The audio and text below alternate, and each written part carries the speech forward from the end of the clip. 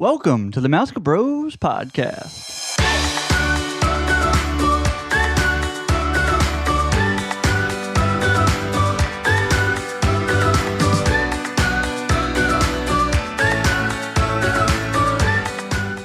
Hi, I'm Ryan. And I'm his brother Randy.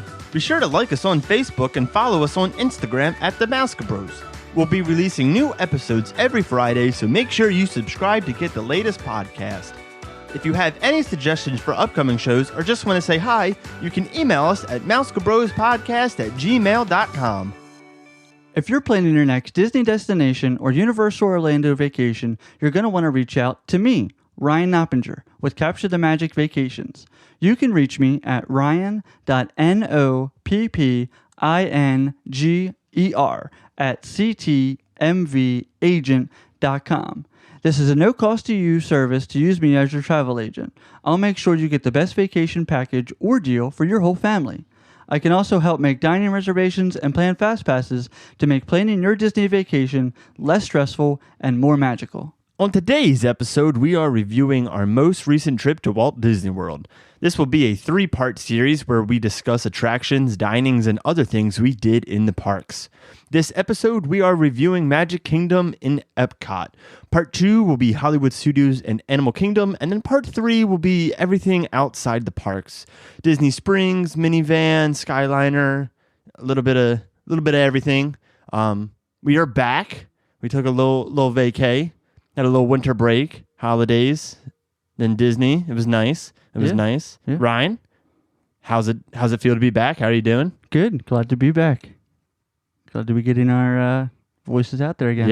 Yeah. I'm excited to get this started again. And we have a lot more to talk about, especially from our most recent trip. Oh yeah. There's going to be some goodies in here. Yeah, absolutely. But before we get into all of that, I guess what they call it, a little housekeeping stuff. So actually for the month of February, for the rest of February, we'll be doing a giveaway. This will include, if you leave us a review wherever you listen, Apple Podcast or YouTube, or wherever you're streaming us from, leave a review there and then take a screenshot of that. And then email that screenshot and your information to MousekaBrosPodcast@gmail.com.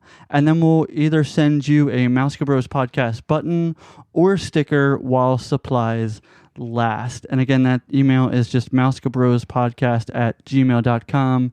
And we'll probably have something come out on Facebook and Instagram too once this episode releases for that. In case you miss any of this information. But so actually after all of this, Randy, what do we have coming up in March? It is our second March Madness, second annual. I don't know, one of those, it'd be annual, I guess. Yeah, I guess anyway. If we do it 2 times, that counts it as annual. All right. So, we're going to be doing March Madness again. Last year we did attractions. So, if you missed that, go check those out because that was a good time. We basically took all of the attractions and kind of battled it out March Madness style till we got to the best attraction in Walt Disney World. This year, it's going to be Disney movies. We're still kind of working out some details. So, we'll have more details when, we get closer to March and things kind of get finalized. But it's exciting. So, check back in March for that. Check back at the other episodes, but if you want to check back in March for that, then we'll see you in March. All right. All right. All right. Ryan, you want to just start talking about this trip? Yeah. So like we said, this episode's going to be Magic Kingdom and Epcot. So we're going to start in Magic Kingdom because where else would you start? That was actually the start kind of our trip. Well, actually, no, Epcot was more late. But I guess we kind of explain that real quick. We'll kind of discover more details in the other episode. But basically, it was 11-day, 10 nights. We flew in on a Saturday? Whatever the 12th was. Yeah, sure. It was a Sunday, actually. It was Sunday. Yes. So we flew in, got to Florida probably around noon, 1. I have no idea. Around there. It was an early flight. And then we basically went right to the park after we checked in. Yeah. So. Yeah. Cool. All right. Well, let's go back to Magic Kingdom. So basically, Magic Kingdom, we're gonna start off by talking about attractions. Ryan and I have each picked 5 attractions to talk about whether, we really like that attraction, we really hated that attraction, or it just like inspired us, or there, we just had to. There's a funny story, or I don't know. We just picked 5 attractions that we wanted to talk about. A memory, good or bad. Yeah. That's probably way easier to say than what I said. So Ryan, what's your first attraction that you want to bring up on the podcast? All right, so mine is going to be Big Thunder Mountain Railroad. We had a fast pass for this attraction, kind of just overall, but kind of the moment that stuck out for this was when the 4 of us, and when I say 4 of us, me, my wife Amanda, you, and then your fiance Katie, kind of stayed late in the park and we watched fireworks. This was one of the last nights that we were in Magic. Was it the last night? Yeah, it was the last night. It was the last night. Yeah, okay, it's a tradition now when we go down that the last night, the 4 of us normally stay till the park closes and we do something. I think it was open at least until 10 or 11 maybe. Yeah. But we stayed definitely later. And anyway, right after fireworks, we shot over to Big Thunder Mountain, and it was a walk-on to the attraction. Like, they were asking people if they wanted to just stay on. Well, we didn't get asked because there was a line by the time we finished. It's fine. But still, it was a walk-on attraction, which is awesome. I love this attraction overall, and it definitely feels like a different attraction at night, especially because it's kind of secluded in the back of the park there. There's no lights. It feels like a totally different attraction, which is awesome. But the 4 of us doing it, kind of late night and just like, oh yeah, let's go do this. Let's do that. Let's stay and, eat as much as we can, or, whatever we get into. Yeah. Those are good, happy memories. Yeah, it was a good memory. Like you said, we had a fast pass, which was during the day. And then that was actually Katie and I's second time staying because Katie's parents came down with us. So we stayed, in Magic Kingdom late one night and did the same thing. But like you said, it's just a completely different attraction day and night. And I think that's what makes it a special attraction, because it's not like inside. It's not the same thing every single time because you're going to see something different depending on like the weather. Right. Really. I'll do this attraction anytime, but if I had to pick, I would do it more at nighttime. Absolutely. But I always get into that debate where I don't like getting fast passes for later in the night because then I don't feel like I can get much done in the morning without fast passes. Right, because once you use your 3 fast passes, you can just book get more. Right. So if you book, like if you have a fast pass at 9:00 when the park closes, well, you can't book another fast pass until that one's done. Right. Which then nothing's available at that point. Exactly. Right. Yeah. So how about you?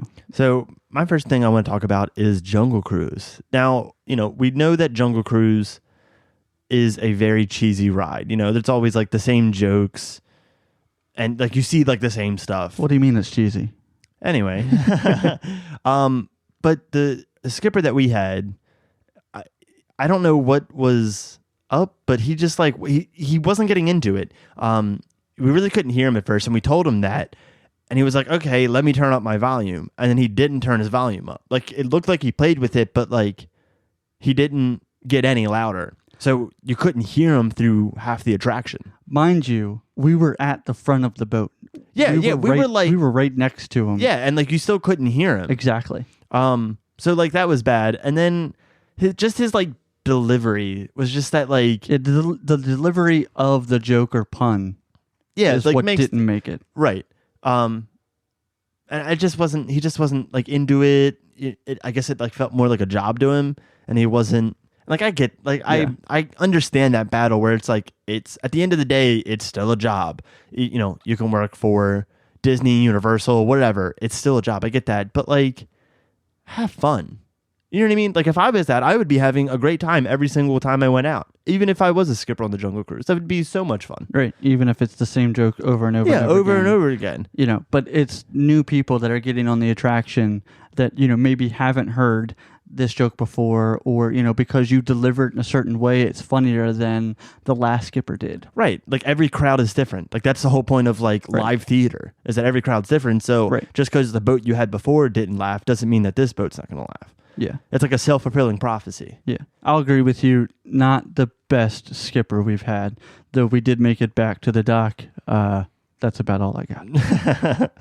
All right. What is your second attraction you want to talk about? So my second attraction, I don't know if it's necessarily an attraction because it's not a ride, but it's the shooting arcade. So call me crazy, but this is one of the anyway.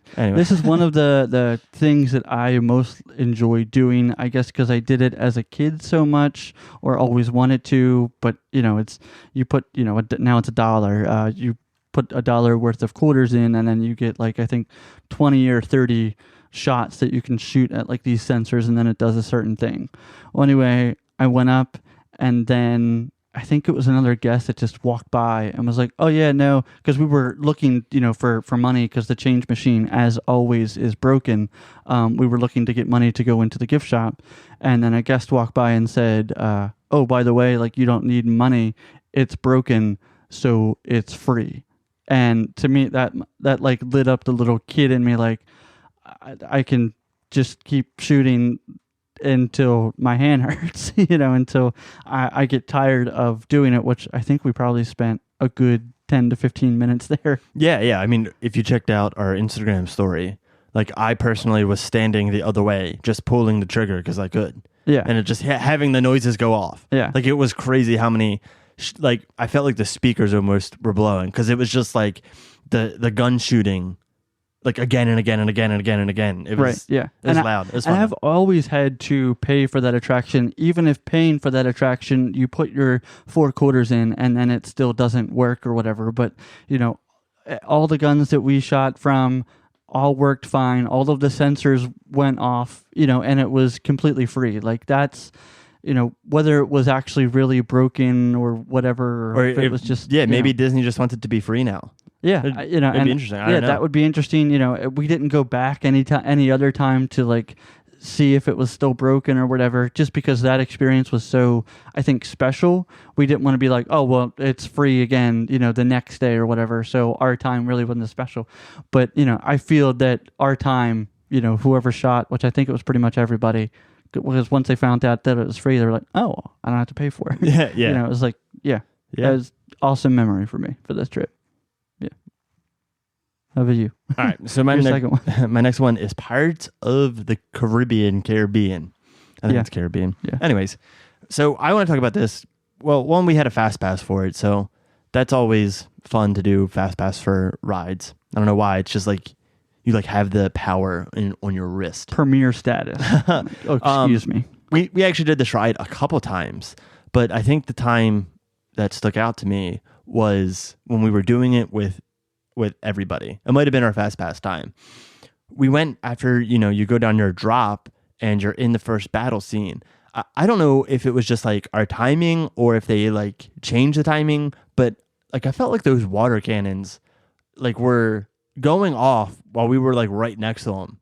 I don't know when they changed that, but they most certainly changed that to explode closer to the boat or right next to the boat to get you wet. Yeah, you were actually getting, you're not getting drenched, but you were getting hit with the water. And it felt like the cannons were kind of exploding more. Like, I don't know what that terminology is. Yeah. And if you saw my hand, you would know what I meant because I'm doing the motion. But it just felt like more water was being shot up in it. There was a bigger splash. Yeah. And once you found out that one went closer to the boat, you always kind of had this edge of your seat waiting for one to go off right behind you or close to you. And that's one of the things now that I love about Pirates is that, they do make it go off so close to the boat. Because I remember in years past, it was far away or, the timing or the sensor that they had in the water, so you didn't get wet. But I like it this way. Yeah, no, I enjoyed it, and that was the first time too that I got to see the new redhead scene. I really don't have any comments about that. It was it was a new scene. It was cool. Yeah, it's one of those scenes that it seems like it's been there. You're right. And nothing really changed from it. Yeah. So Ryan, what's your third one now? So my third one is Dumbo the Flying Elephant. So I think we had a couple of fast passes for this. I feel like this is an easy attraction that you can just get a fast pass for kind of whenever, I think. But I like this attraction so much. Mainly, I guess, because it's dueling, which is awesome. It's kind of the only thing that we do in Storybook Circus. But you and I, rode together, which was kind of a common theme on the trip of, can I ride with Randy? Yeah, it happened a lot. Which, yeah, is fun. But, like kind of just like that laughing memory of you and I both getting in this small Dumbo that's meant for, smaller people, maybe. Is always a fun, happy memory. Yeah. Yeah. Yeah, I would agree with that. We never had a fast pass for it as one of our like first 3 for the day. Right. Or we might have like one time. Maybe once. But it was always after we did our 3, it was like, well, what can we get a fast pass for next? Nothing available was Dumbo, or nothing was available except for Dumbo. So we were just like, yeah, let's just do Dumbo again. Like, yeah, might as well. Yeah, it's one of those easy classic attraction rides that, if you can do it, like you go up real quick and then you go down, and once you start to go down, you kind of level Go the up, switch. yeah. I don't know. It's a fun sensation. All right, so my next one I want to talk about is kind of like Dumbo, and it is the magic carpets of Aladdin. Now, hold on. What? Yeah, I want to talk about it. Okay, go ahead. I mean, there are bad memories, right, on this? Well, this wasn't one of them. So, funny enough, we put this on, I think we both marked it as hate it. I'm almost certain. Yeah, I would be surprised if we didn't do hate it. But we did it because I think it was like a 5-minute wait, and it was like, we were already there. I think, it was closed like in the morning. And then I think we maybe did Pirates or Jungle. I can't remember. No, it was Pirates right away, right after our Fast Pass for Pirates. Yeah, and then right after that, it opened up. And there was like no line. Right. So we were like, let's just do it. We're here. We have 11 days, in Disney. Let's try to do everything. And I kind of actually enjoyed it. It was weird. Kind of eating my words now that I would put on or hate it. I mean, I think the problem is that there's still 3 of those type of attractions in Disney, like in Magic Kingdom.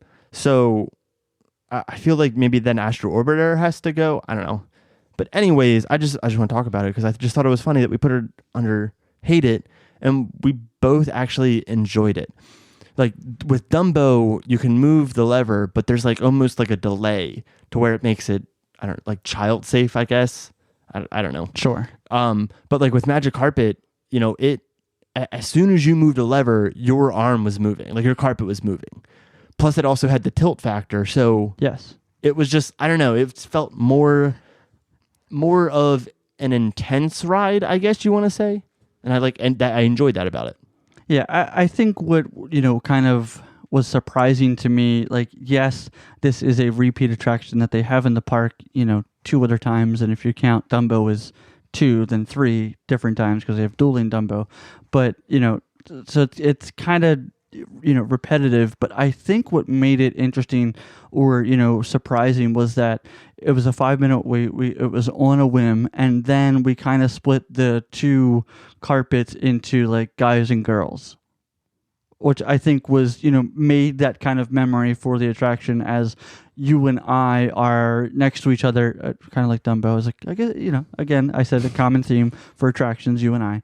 But, we were laughing because, like, oh, yeah, didn't we have this on Love It, Hate It, Update It? Yeah, like on the attraction. Right, on the attraction. And we're like, we might have to revisit this. It's kind of funny. And I think that's the memory, at least, for me, that I kind of built it around, which is funny. Absolutely. So Ryan, what's your next attraction? So my 4th one, again, mine are a lot around memories for this trip. Mine's Monsters Inc. Laugh Floor. And the thing that stuck out here was someone in our party was that guy. And it was Randy's fiance's father, which is really funny because he didn't know it was coming. And Dave. We can call him Dave. No, that's his name. I don't want to call him Dave. No. But it was their first time seeing the show, him and his wife, and then he gets picked to be that guy. Yeah. Which is, hysterical. Right. Like, it's one of those attractions that if you're an avid Disney goer, like we are, it's one of those attractions that you're like, I can skip this one. Like, I'll be okay if I don't do this.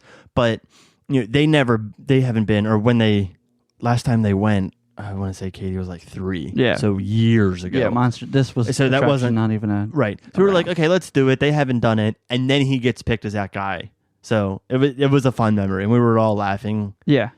And that's what made it funny for me. Yeah. Yeah. So how about for your 4th attraction? All right. So yours are based off memory. Mine's are like opinion based. I don't know why. But I want to talk about It's a Small World. So it was me, Katie, her mom, and her dad. And there was extra morning magic hours. And it was like just for Tomorrowland and Fantasyland, which I didn't know was a thing. I thought it was just like the whole park, but I really don't know a lot. I don't even go to Disney. I don't even do a podcast. So we did that, and we were like, let's do Small World. It's only a 5-minute wait. You know what I mean? If we want to do it again when everybody gets here, we can do it again. We never did it again because it was always like a 40-minute wait. And I don't know, I just didn't like it. Like, I think I put it on my hate it, or I put it on my updated list, and like it just confirmed it for me, because I just felt like a big warehouse. There was like nothing really. It was like all the same stuff to look at. Like, at least in Disneyland, the queue is outside. I know they can't do that for Florida, because Florida is like, it's either raining or it's hot. Like, there's no in between. Right. So anyway, we did It's a Small World in the morning as one of our attractions, and it wasn't fun. I don't know. Yeah, no, it's not that it's an attraction that I kind of like veer away from. If it's a 5-minute wait and everything else is, up there, I would do the attraction. More than that, I probably wouldn't do it. I hope for the future that, like Disneyland, they incorporate some of the characters in that kind of Mary Blair style, right? Which, I would enjoy. That's what I was trying to say, but like I immediately lost my train of thought of what I was talking about. So, but yes, I hope they add that. So like then you can see something that's related to Disney. I don't know. I wasn't a fan. Yeah, no, I would agree. All right, what's your last attraction you want to talk about? So Magic Kingdom? My last one that I want to talk about is Space Mountain. So what was cool about this experience was that when we went in, and it was kind of a surprise that the people mover lights were on. And this might seem, I guess, annoying maybe to some, like, oh no, I was expecting, total darkness, and it wasn't. I think very much for the opposite, and I think, Randy, you could agree too, that, when the lights are on or when you can see the track, it makes it a little more cooler. Yeah. Awesome. Yeah, absolutely. Interesting. All 3 of those words together, yes, because I think you're not supposed to see the track, or at least Disney doesn't want to see the track to build that experience of that you're in space. But I think for both of us, when something is, I think, wrong or not supposed to be the certain way for Disney, I think that's when it piques our interest. So when the lights were kind of halfway on for Space Mountain, it's kind of like, holy cow, is that track really that close to your head? Or, oh, maybe I shouldn't put up my hands because I can see it. Or, oh, that's cool, I can see like 3 other cars on the track right now, because the lights are on. What's, again, built to the experience of it, which is awesome. Yeah. Yeah. All right. So my last one that we're going to talk about attraction for Magic Kingdom is Seven Dwarfs Mine Train. Now you're probably thinking I'm going to talk about how great this was. We had fast passes for 2 days, and that's the only time you rode it was just 2 times. I just didn't vibe with it. Well, the 2 times, we sat in the front, didn't we? For both times? No. Or at least once. At least the first time. At least once. I remember. Yeah. Which, wasn't fun because it was so slow down the hill. And then by the time you're down the hill, you're done that section of the ride. I think the last time we were in the middle or something. Okay. I don't know. Yeah. But I think what they need to do is like loosen the bolts on the swinging to make it like a true swinging coaster. Like, I know they probably can't because, like, math and stuff, like, stuff that I don't understand and I completely, like, I get that. If someone came to me and was just like, oh, Randy, they can't loosen the bolts because the equilibrium of the track would affect how the force goes. Like, I don't know what you're talking about. So, if you can't, you can't. But I'm just saying, there just needs to be, like, something else. Like, it's not a big coaster. I'm not saying that it's not fun, but it was just, like, meh. Yeah, I mean, it's not, Big Thunder, it's not space. It is a family-friendly coaster. Right. And I get that, but it feels like Peter Pan's flight. And what I mean by that is that you have to use a fast pass for it because it's nothing less than a 2-hour wait the entire time. And I don't know if it's worth a 2-hour wait. Yeah, no. I think every time I've been on the attraction has been with a fast pass. Yeah. I think maybe we've like opened the park once when it was in quotes off season for Disney. So it was only like a 30-minute wait. But like nowadays, there's really not an off season for Disney. Disney is just very popular now. And a lot of people go. A lot of people take off works. Multiple jobs. Yeah. But a lot of people take off and they'll go during, whenever. Parents don't mind taking kids out of school to go to Disney. Right. I will say this attraction is maybe a little bit more enjoyable at night. Again, that kind of like same thing with Big Thunder that you can't kind of see the track, but it's at nighttime. Yeah. It's especially great when you kind of catch it the same time you're on that and fireworks are going off because you're so much closer to kind of the back of Fantasyland where the fireworks are shot off from, rather than in front of the castle. Makes it a cool kind of experience for that if you get the time it right. Yeah. So I guess one more thing to kind of mention, not that necessarily that it's an attraction at least yet, but while we were there, they had 2 test cars for the Tron Light Cycle run that you were able to kind of sit in the bike car that will be for this attraction and sit in it, which was, different to sit in it. It absolutely made at least me more excited to get on the attraction. How about you? Yeah, no, it was super pumped me up. They aren't comfy. I will say that. It's definitely not comfortable. It's different. But it feels like you're riding a bike or a cycle. That's why it's not comfortable because it's not a position that I'm used to. Like I don't ride a motorcycle. So I don't know. You know what I mean? Like I don't ride like a speed bike or anything. Yeah. So I think any coaster that you get on that's not sitting down, like, is interesting. Yeah. We've been on Six Flags Batman where you're like hanging from kind of your chest, right, and where you're laying down. You're just not used to it, so it's a different feeling. Yeah, so it's neat. But so I think with the seats on this and the whole Tron theme coming along with it, I cannot wait for this attraction. Yeah, we did. So I'm going off topic here. We did People Mover, and during that, you had some really good views of them building Tron. Yeah, and surprisingly, to even get a closer view, the line for Barnstormer is like basically at its front door almost. Yeah. I'll be very interested to see how they kind of build kind of that, storybook circus kind of with Tomorrowland kind of together, or how they kind of block the Tron building. Yeah, see if they block it at all. All right, well, let's move on to dining. So we did the dining plan. We had 1 sit down, 1 quick service, and 2 snacks a day.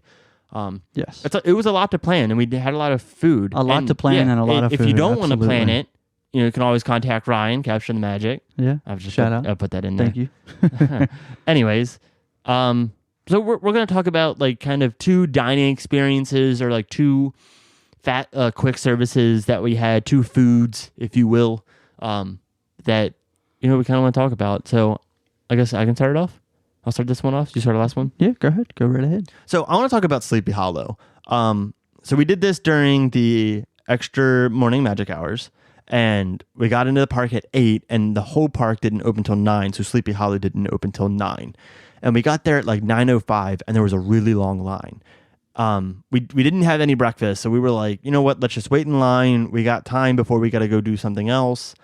Let's just do it. What we got was a sausage, egg, and cheese sandwich, and instead of bread, it was waffles. So, not really gluten friendly for me, but I still ate half of it, and it was really good. It was surprisingly good. We kind of were just like, I thought we were just eating it just to have something for breakfast, but I haven't really eaten there before, or maybe I did last time for like dessert, where I got, I think, a waffle. It's a popular waffle / funnel cake place at night. Yeah. So like I didn't know that they actually had like food there. So I think Katie was looking at a menu and found these like sandwiches, and we're like, oh yeah, like let's try it. And it was surprisingly good. It was good food. That's good. Yeah, I don't have much to say about it. I can't remember the last time I've honestly eaten at Sleepy Hollow. I'm sure Amanda has gotten a funnel cake there. Right, but if you're in Magic Kingdom in the morning and need food, Sleepy Hollow has a good breakfast sandwich. I don't know about their dinner or anything else, but it's a good breakfast sandwich. Especially when Starbucks is ridiculously long. Yeah, absolutely. Absolutely. Yeah. And I got iced coffee from Sleepy Hollow, and it was Joffrey's. Shout out Joffrey. And it was delicious. Yeah. It was good. That's good. So mine maybe not so much on the up and up, but I guess kind of in the middle, I'll say. Mine would be for Be Our Guest restaurant. So we actually ate here breakfast and lunch. The breakfast experience we did later in our trip, and that was good. Over breakfast and lunch, for me, I actually prefer breakfast. I like having kind of like the coffee, orange juice with the pastries and the feast a la Gaston, which is basically just, your eggs, meat, and that's basically it. But, so I prefer breakfast, to lunch. So yeah, that was kind of the breakfast. But for lunch, this was kind of our earlier in our trip, and our first time at least eating here on the dining plan where they sent us to the screens and not a cast member to check out. So, which was completely confusing as far as, well, what buttons do I hit? Where do I touch on the touch screen? I thought at one point ours froze and then I touched it again and then it ended up popping up something right before I touched it and I hit the wrong thing by accident. And did Amanda yell? She get frustrated at you? Yes. I had a stern look, but and then we had to start completely over, and you were only able to add kind of your entree and your drink, and then any other dessert for your snacks had to be rung in completely separate, which I thought was just like kind of a waste of time. Right. I think though, I'm just gonna butt in real quick. I think they do that at like regular cash registers. If you go to a place and like someone checks you out, I think they do that because we've always entered our PIN twice. The problem is that there wasn't anybody there to tell us. And we don't, if you don't pay attention to that, you don't really know what you're doing. There was nobody there to explain it. That's why it was frustrating that you had to do it twice, because we had to figure out that we had to do it twice. Right. It wasn't like a sign that said, if you're using dining plan and snacks, do one order dining plan, one order snacks. Like that would have been helpful from the get-go. To know, yeah. Right. And that, I think, even as a quick fix to that would be when they hand you the menu to look in line. If you haven't pre-ordered before, and what you can do, I guess what I mean by that is, if you make a reservation for Be Our Guest, you can pre-pick your meal. Off the top of my head, I had 30 days out online through the My Disney Experience app, and pick your meals. So then when you get to Be Our Guest, they send you down still the ramp, and then you just go basically right to your table, and then they bring you your food. Right. Or you can order at the restaurant. What we did, because we had such a big party over 3 different dining plans, so it was a little bit more confusing already. And then on top of that, there was no real guidance inside. Even if they just had a little piece of paper or whatever on the menu to say, hey, here's how to ring in your dining plan stuff if you're on the dining plan. I think that would have been helpful. Yeah. Is that it? Is that it for Be Our Guest? No. What? There's more? Yes. Oh, yeah. It got worse? Well, maybe not worse, but, It got worse. So they had, I guess, a special dessert, because I hadn't seen it on, any menu in the past, but they had creme brulee for a dessert, which, of course, that's my favorite dessert, so I got it. It is also Katie's favorite dessert, so she got it as well. And I think even Amanda got it also. So we had at least, overall, I think we had 4 at the table, 4 or 5. Yeah, something like that. Yeah. And I think Katie's ended up being fine, but no, I can't remember. Anyway, it was, I think, yours and Katie's. Yeah, pretty much all of the creme brulees, they were still running, like they weren't cooked all the way. And then to try to flag somebody down was like an event, and then it still came out like 5 minutes later, and it was still kind of gross. Yeah, just I guess not the right kind of dessert to have it at a quick service where they're looking to just pump out food. Not as, I guess, as fast as they can, but in a quick, orderly fashion. Right. It's not going to be like another restaurant where they're going to have like somebody on dessert. You know what I mean? They're like they probably like make these orders in batches, right? They're probably making 50 creme brulees, and to make sure that 50 creme brulees all come out the same and cooked evenly is hard. Right. Versus, a pastry like a cupcake or a cream puff. Where you can just you just have like an icing bag and you just ice, 10 of them in a row and they're done basically. Right, which made it kind of interesting. So that didn't kind of bode well with the entire experience, which was kind of unfortunate, especially if, this was their special snack dessert. Yeah, it was like a perfect storm. Like our ordering was bad and then dessert was bad. Disney, I mean, they had a great service. Like after, it was a challenge flagging someone down, but we flagged someone down. They were like, "Hey, I need 2 more creme brulees." Yeah, they brought them out. And they took care of everything. But, in the moment, it's just frustrating. Right, absolutely, Yeah. absolutely. So that's all I got for Be Our Guest. How about your second dining? This was actually our last day in Magic Kingdom, or last day on our trip even. It was our last sit down, and it was Tony's Town Square restaurant. It wasn't bad. It wasn't bad. It just like, after eating so good all week, we'll cover this, later in Epcot and the other episodes. But we ate at so many good places. It's like, I can't even name one that, like Ohana, right? Like we had like that type of style food, that, quality food all week. Trip, right. So then we got to Tony's Town Square as our last one to end the trip. And it was just like, what's next?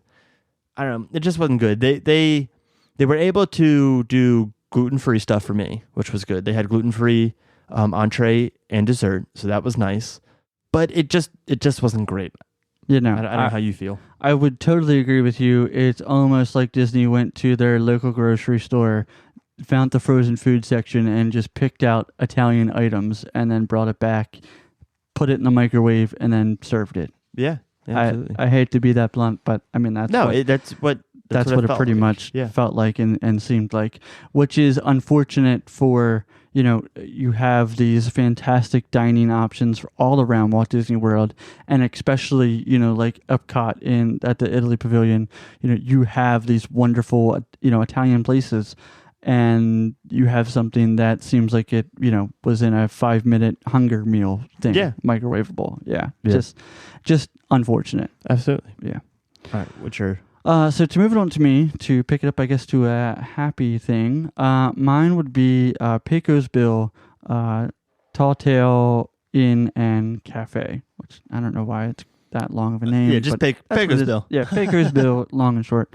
So we ate here for lunch, and this actually on a previous trip rather than this one was kind of a surprise to me, and so I was excited to eat it on this trip, kind of with the rest of the family. And it used to be a burger place. Of course, all of Magic Kingdom was just nothing but burgers.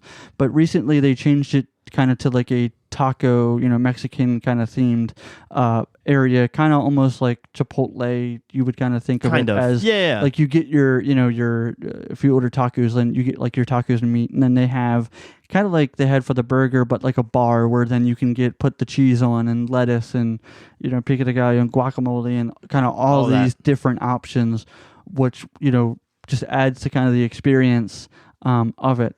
I thoroughly enjoy this place now for lunch because, again, in the past, my go-to has been Columbia Harbor House, which then after you eat chicken nuggets, shrimp, and fish, you want to, all fried, you want to take a nap.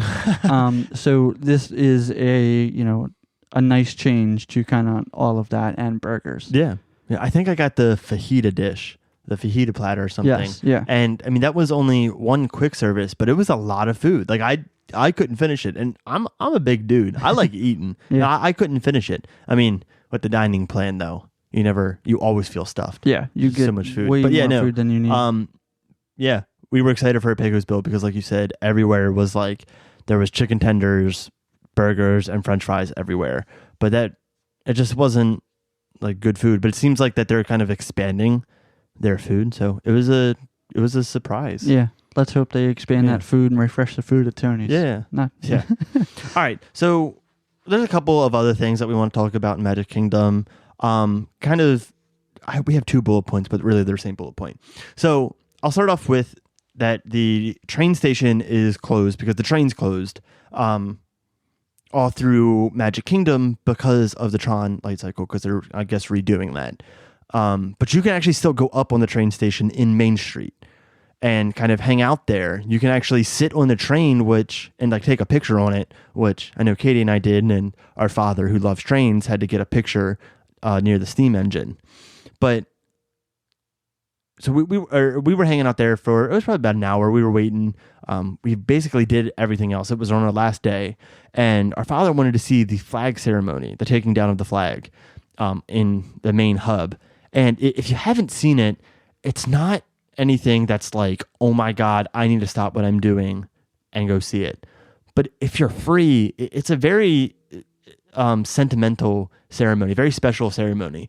One that Disney, I felt like, took serious and like didn't say, hey, how can we make this the most fun ceremony? Or how can we make this, the most expensive ceremony? They bring out the marching band, they play a couple songs like, I don't know, like America the Beautiful and Amazing Grace.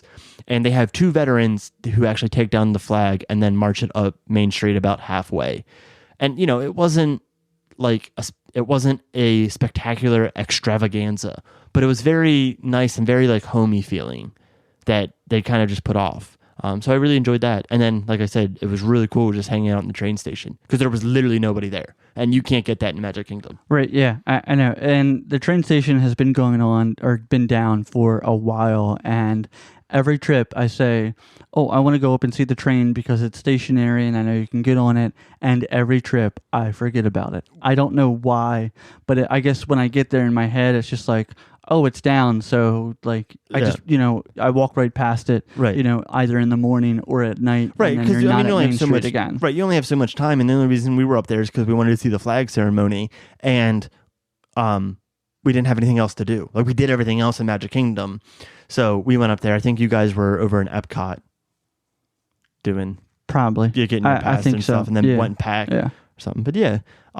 So Ryan, what are your thoughts on the shops and kind of the merchandise that were in Magic Kingdom? So, and not, I'll try not to go too far away from Magic Kingdom, but the shop seemed meh.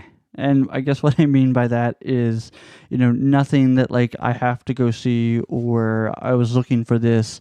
I will say the shop at the end of Space Mountain, that was a cool shop, mainly because they had Space Mountain 45th anniversary and Carousel Progress 45th anniversary merchandise in there, and just new merchandise for kind of all of Tomorrowland, which was interesting to see. Yeah, absolutely. And when you got to, I think the Emporium was kind of like the repetitiveness of it, and what I mean is, it's every other gift shop around Magic Kingdom in one location, which, I get, but if I've seen it everywhere else, I'm seeing like the same shirt like 4 or 5 times. Right. No, I would agree with that. We stopped in the Haunted Mansion store, which was cool because that's always a cool little store, and it's like unique to the Haunted Mansion. But a lot of the times, or in the past at least, I would say if you saw something in the Emporium or like in the park, get it at the park, because it's not guaranteed that they're going to have it at Disney Springs. But this trip, it felt like what you saw in like the main stores was like the exact same stuff in Disney Springs. I feel like the merchandise is just like Disney's just doing what's making money and not making unique stuff. And like, I understand like that balance, but I don't know. That's probably just going to be my thoughts on everything. Like you said, it was just like, eh. And, and to your point, the Haunted Mansion gift shop, awesome, right? The Space Mountain gift shop, awesome, because they had, new Tomorrowland merchandise and 45th anniversary of Carousel Progress. That kind of merchandise you can only get there. Now, when you get to the big shops, that's pretty much everything you can get in Disney Springs. I hope Disney doesn't like start making little gift shops then for every single attraction, and that's where you can only get the special stuff at. But and I guess what I mean by special is, let's say the new color ear of Arendelle Aqua. Well, you can pretty much get, when it comes out, you can pretty much get that anywhere. Disney Springs, in the park, online for that matter. So I think that's what we mean for kind of the shops and merchandise for it. But how do you think about the crowds overall? It was busy. I'd say it was. I mean, like it wasn't as busy as summer, but like Small World was like a 40-minute wait always. I think Philhar Magic got up to 15 minutes, and that was long. So, we kind of mentioned this on a past episode a little bit ago, but the parks are very crowded, and Disney's doing a lot of renovations that it almost feels like they almost need to do a fifth park just to handle crowds.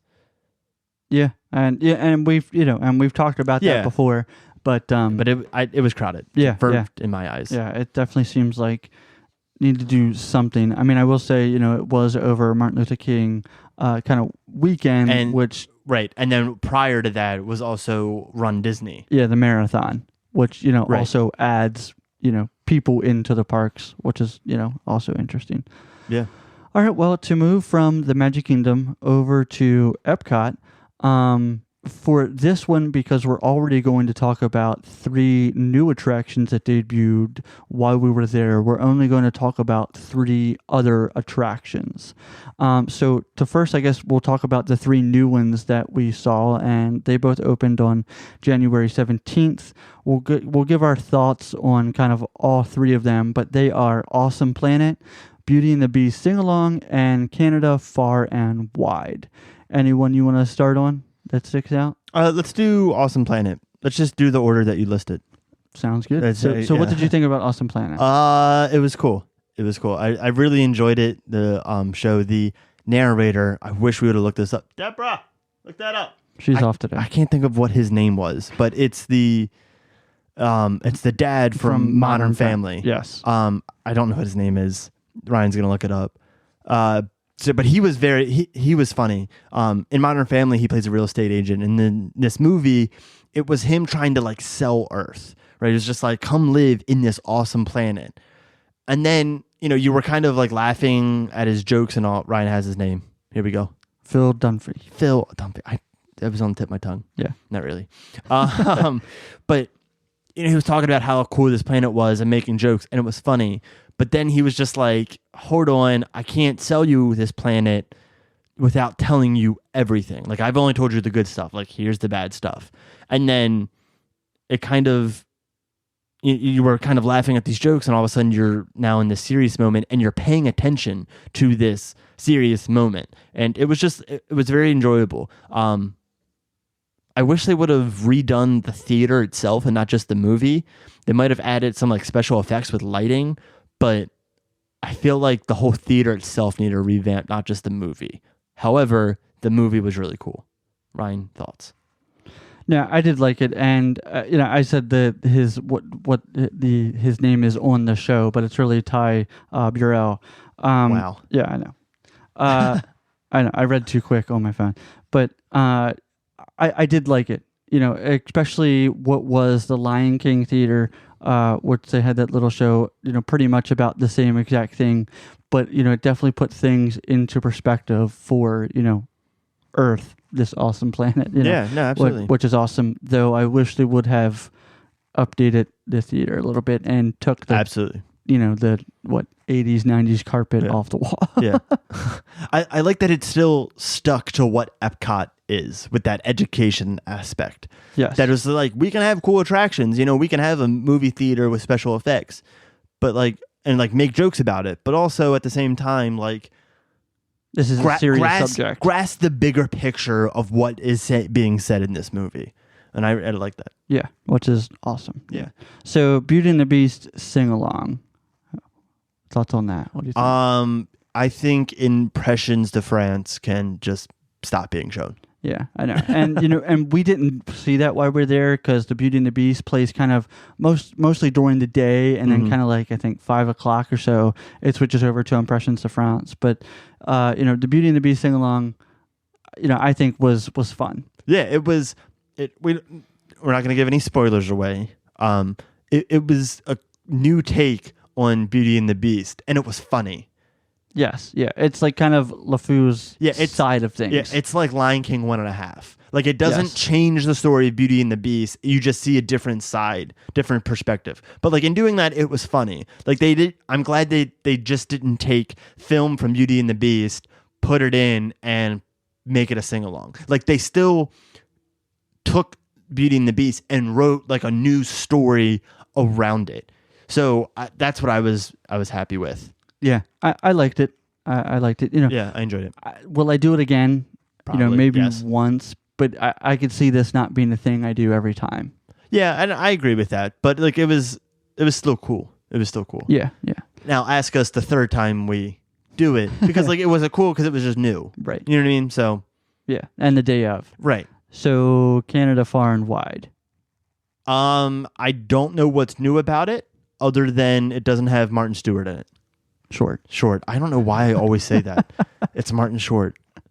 Anyway, it to me, and we discussed this, so I'm probably taking your words because I can't remember who said it. It felt like Martin Stewart Short. Holy cow.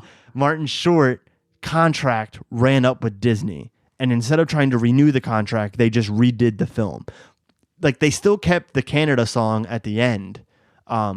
Which was like the only saving thing about this whole entire film to me. Because it wasn't funny anymore. No, this film can go far and just keep going. Yeah. Yeah, like it just, I don't know. Taking him out of it, it wasn't funny. It was like the same footage, just not the same narration. Yeah. And I just didn't enjoy it. Yeah, no. I didn't either. Bring back Martin to you, Stewart, as you would say. I would say Martin Short. Everybody else would say that. It's fine. All right, so let's move into attractions. Like Ryan said, we're going to do 3 attractions. You can start, I guess. Yeah. So my first one I'll say is Test Track. We did this kind of the day we arrived at Walt Disney World with one main reason to Epcot was to do Test Track, just because after the day we did it, it closed down for refurb, and I think is still down for refurb currently, which is crazy. But it was kind of one of those things where we wanted to do it to get it, to do it before it closed down, for sure. Which that would have been a sad thing if we weren't able to do Test Track, because once Test Track closed down for refurb, there's not much left in the park. Yeah, it was. Yeah. Okay, well, moving on to my attraction, which kind of talking about that, was the Epcot Experience Center. And if you haven't been there, it's basically, I can't remember what that building was called, or even what it was used for before. The Odyssey. Yeah, the Odyssey. Yeah, thank you. it was kind of just like for catering events or special events they would host in there. But so they basically took like the plans and made videos about what's coming to Epcot, and like it just got me super pumped for what's going to come. Like they had audio tracks from like the new attractions like Mary Poppins, Guardian of the Galaxy. It even had just like concept pictures from like the Moana Walking with Water. It was just really cool and just got me super excited of what Epcot will be, because like you said, Ryan, once Test Track closed, there wasn't a lot to do. Right. So I'm just excited for Epcot like moving forward, and that got me pumped. Yeah, no, it definitely is a fantastic experience, and if you haven't done it yet, definitely go check it out while it's still there. It's a kind of seamless projection, 360 around you, and then in the middle they have kind of like these 3D mock-ups of each of kind of the attractions and the Epcot ball, and then they projection map also onto that kind of the same stuff to match what's going on the screens. And it's that all around immersion that you look for in something that to me I wasn't expecting when I first saw this, which was awesome. Yeah So for my second one was Spaceship Earth, one of my favorite attractions at the park. I can't wait. This attraction will be going kind of into a refurb for all of new Epcot, which they're saying or rumored will be go down for refurb for quite a long time. I think they're even saying 2 years. Yeah, is what's being rumored around, but nothing's been official yet. I think it definitely will need it. Though I do like this attraction in its current state. Though I guess the one thing I will say is kind of the one morning that we had fast passes for it, it was down. And then the app never kind of refreshed to give us a kind of multi-experience fast pass for it until way much later, which, if the park wasn't open or the park opened at 9, and I'm pretty sure our fast pass was like 9:05. Yeah. And it still didn't refresh until we were there, which, I was kind of like, well, we can't do anything until we either get that or it refreshes or something. And then the other confusing thing is Dad was in an ECV on the trip, and it was kind of confusion on where to go because, they were like, oh, yeah, just go around the corner and there's a door, which apparently Goofy was meeting right in front of it, which was kind weird. Of a horrible, weird spot for him to meet and greet. But I guess there's nowhere else for meet and greets in the park now. But kind of weird, and then no direction, after we got in on where to go. For those who don't know what he's talking about, a motorized scooter. Yes. That's, okay. Yeah. Just because, if you don't know what an EV, whatever. ECV. Sure. I can't remember what it stands for. Probably like electrical something unit. Yeah. So if you don't know what that is, a motorized scooter, basically. Yeah. So that was kind of confusing, but, that was the only thing about that. Yeah. How about your second attraction? So I'm going to talk about the Grand Fiesta Tour. Yeah, that needs to go, and we got to put Coco in there. That's kind of all I gotta say. Yeah, no, I know. I totally agree with you on that one. That it's time, and it's time to bring Coco, into this pavilion because they've tried to. Because at the Arts Festival, there was Coco stuff painted. With the band that plays outside, I can't think of that name. Marionettes, right? Yeah. The thing is like a marionette. Like they used to have like the puppet, like a puppet thing. of Coco. Yes, so they're trying to put Coco in. Like they just need to put him into a ride. Yeah, and they need to and be done with it. They need to not do an overlay of it. They need to completely redo that. Yeah, still have the same track layout, but just scrap everything and just restart. Hopefully, my fingers are crossed to maybe after, Ratatouille opens in France, that this will be the next project they look at along with everything else going on from Epcot. I want to say it was, and this will be brought up with crowds, but I think it was like a 20-minute wait. Yeah, and that's the thing. Even though it's a 20-minute wait to kind of hold the crowds, there's no line for this attraction. The line seems to only hold 5 minutes a queue. And that's because, when there's nothing else to do or, whatever, you get on it. But yeah, and that's what I think they need to refurb this attraction to just put Coco in and make the line bigger. So I totally agree with you on that one. Just for we didn't wait 20 minutes. We found a cast member and asked about our father because he was in a stroller, and we skipped right to the front. He was in a stroller? In a scooter. He was in a scooter. We pushed him around in a stroller. He cried all the time. He did get his bottle. So to move on to mine, my last one, Journey into Imagination with Figment, again, kind of along the Fiesta Tour, which, I hope they never get rid of Figment. I'll say that for sure out loud. Absolutely. But how this current ride stands, they just need to bring back the original with Dreamfinder and Figment. I think that's always my go-to. But the one thing to note about this attraction while we're there is that we had a fast pass, and somehow the ride was a 40-minute wait, and the fast pass line, which was a walk-on, which was actually worth it for once. A savior. Usually, if you have a fast pass for Figment, the fast pass line is the same as the regular queue, but in this case, it actually surprisingly worked out. Yeah, which was awesome. Yeah. So how about your last attraction? I don't know if we want to call it an attraction, but my last one is Epcot Forever. So that was new to me because you saw it before, but it was new. I didn't like it. It felt like a filler show, which I know that doesn't make sense because it is a filler show. One thing I don't think I liked was the ending of it, because Epcot Forever is a 3-part show where it's here was the past, here's the present, and here's what the future of Epcot will be, through songs and stuff. So they had oh my God, I was going to say Veggie Tales. It's not, it's Food Rocks. Yeah. So they had music from Food Rocks. They had the Dreamfinder playing, which was cool. And then they had the kites, literally somebody was flying a kite on a jet ski. and it was like synchronized and choreographed, and that was super cool.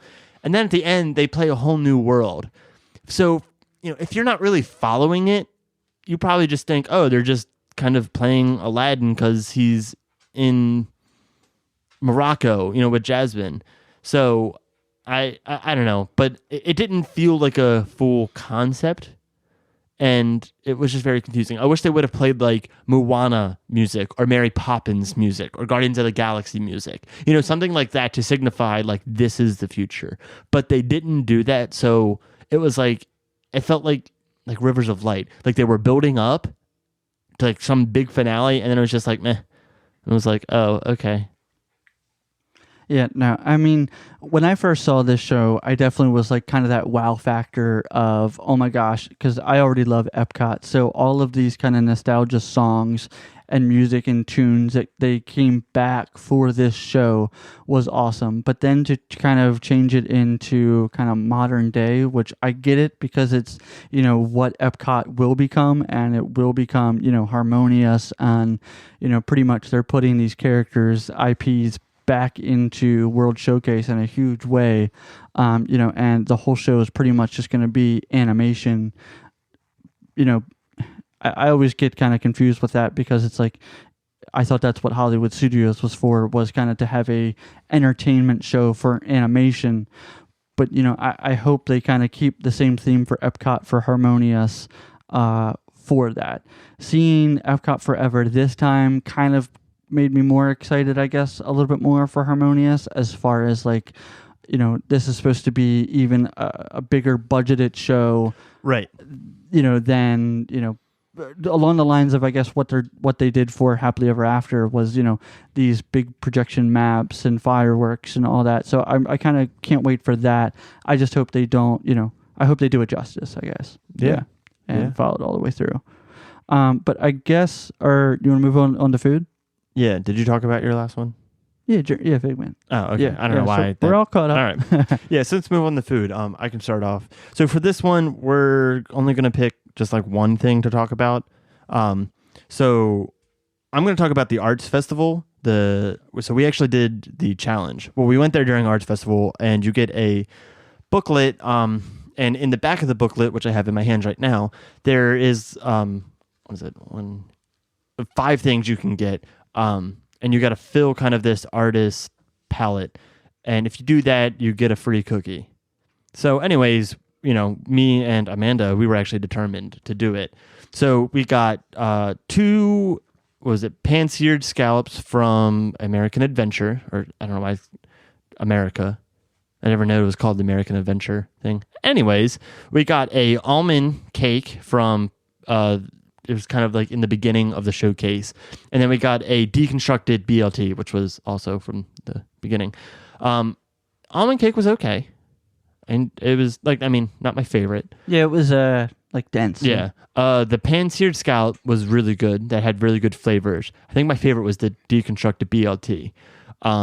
Because it had a poached egg. I'm a sucker for poached eggs. I love poached eggs. I don't know why.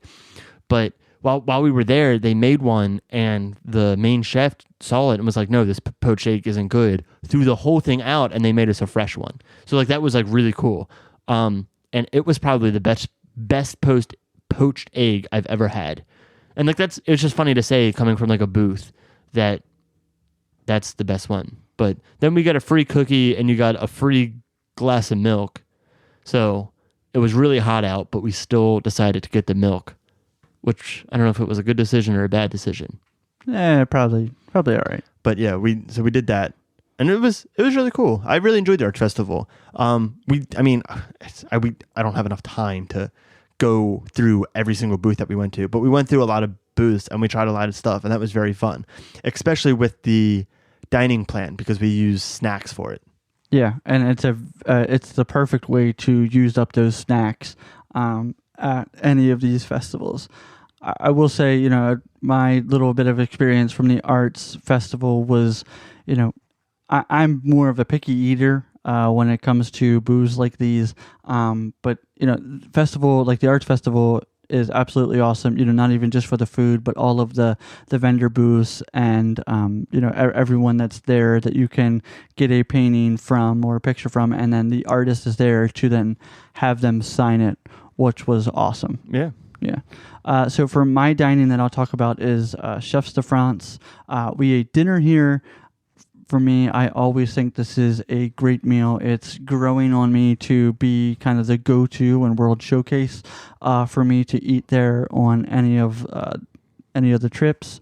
And then we talked more. I guess we talked more to the waiter than we have in the past, but he went into kind of the entire thing of what they do basically with all of their pastries, and that they're all made by French like they're pastry chefs. Like so there's a school. I don't know if it's a college or not, but there's literally a school where you go to like be a pastry chef. Once you graduate from there, you go like work at some restaurant for, I think it was like 4 years or something like that. And then once you like do that, then like the best out of the class gets sent over to Epcot and makes the pastries. Yeah, which all that is just like, yeah, just give me all the dessert that you have and just bring it to the table now, and I will sample everything. But here again, they had creme brulee, which was probably the best I think I've ever had. I think I finished mine. I think I finished Katie's. Yeah, I think so. It's really, really, really good. Yeah. Great experience. We never eaten there, and we were a little skeptical, but I mean, it's you get 3-course dining for the price of one sit down, and like that's incredible. You get like a soup or a salad, an entree, and then a dessert, and food was absolutely excellent. Yeah, as we were eating there afterwards, Katie and I were like, okay, so what are we canceling on our honeymoon and getting so we could eat here? Yeah. Like that's how good it was. Yeah, it's awesome. Yeah, it's definitely awesome, trying new places. But then it's awesome when you find one that you really enjoy, and then, you kind of make it your thing to go back to said restaurant or whatever to experience the same thing, over and over again. So that's why not. Let's finish this up, Ryan. Yeah. Give me your thoughts on the shops and the merchandise and the thoughts on crowds. So thoughts on the merchandise, and I guess it's a little bit biased because the art festival was going on, so they had a lot of these extra booths that had the vendor stuff, which was awesome to look at. Something new to look at in the parks was very, very refreshing, and then seeing all of the artists actually there, be able to autograph something and sign something. On our trip 2 years ago, I actually bought that's now hanging in the studio, and the artist signed it. It's kind of just that like special moment that then you can look at and like, oh yeah, I met that artist, which is really cool. I will say while we were there, they are refurbing Mouse Gears. So the big Mouse Gear store was shut down, and they kind of had a temporary little store behind kind of what is it? Innovations. I think it's East. Yeah, I think so. That felt very weird. It was tiny, definitely not what Mouse Gears used to be, at all. Once you got like 20 people in there, it seemed small. And again, kind of that same theme from Magic Kingdom, the same merchandise they had in there that they had everywhere else. Mm-hmm. Yeah, well said. What did you think? I really didn't see anything. Like the shop, like the merchandise was cool because of the art festival. Take away the art festival, I didn't really see anything that like really stuck out to me. Yeah, and I think that's and we're getting next to this on the list, but it's kind of what Epcot is currently, and it is what it is. Epcot is a bunch of construction walls. Yeah. And, basically what Hollywood Studios was before Toy Story Land and Galaxy's Edge, but, I'm excited for what's to come for Epcot. But, absolutely. Geez, there was a lot of construction, with the fountain and, half of one of the Interventions buildings pretty much gone. It reminded me a lot of what Hollywood Studios was. When they were building Toy Story Land and Galaxy's Edge, there wasn't a lot to do there. You spent half a day in the park. we spent probably 3 days there, but the art festival is going on. I'm always curious to see what our honeymoon looks like because the art festival won't be going on. There won't be a festival, I don't think, in like April, beginning of May. I don't think there's any festival at Epcot. So, it'll be interesting to see how much time we spend there because without the art festival, there wasn't a lot to do. And I think that's kind of like reflection on the construction. However, once the construction's done, it's going to be baller. Epcot's just going to be absolutely epic. We just have to go through that rough patch right now that the Hollywood studios had to go through. Yeah, and it will Flower and Garden Festival will be going on. Okay. While you're there. Okay, so like maybe that gives us something to do. I don't know. Yeah. All right. I guess for me, construction is that this kind of plays on with the crowds also, that the crowds then made a bottleneck because of all of the construction walls. You'd have these huge areas, and then it would go down to where only a couple people could pass, which made it very confusing for the entire park layout, which kind of added almost kind of a negative experience to Epcot. Yeah. I think we've said. I know everything we've said a lot of words. Yeah, a little bit of a long episode. A lot of things. If you're looking forward to any upcoming trip or whatever, please let us know. Of course, we'd love to carry out these conversations, of experiences that we've had, or we'd even love to hear experiences that you've had or memories that you have, in these parks on your trips that just, makes the entire experience. Well, if you enjoyed this episode, please leave us a review as it helps us improve the show. And as always, be sure to subscribe to our podcast and follow us on Facebook. Thanks for listening, and we'll see you next week.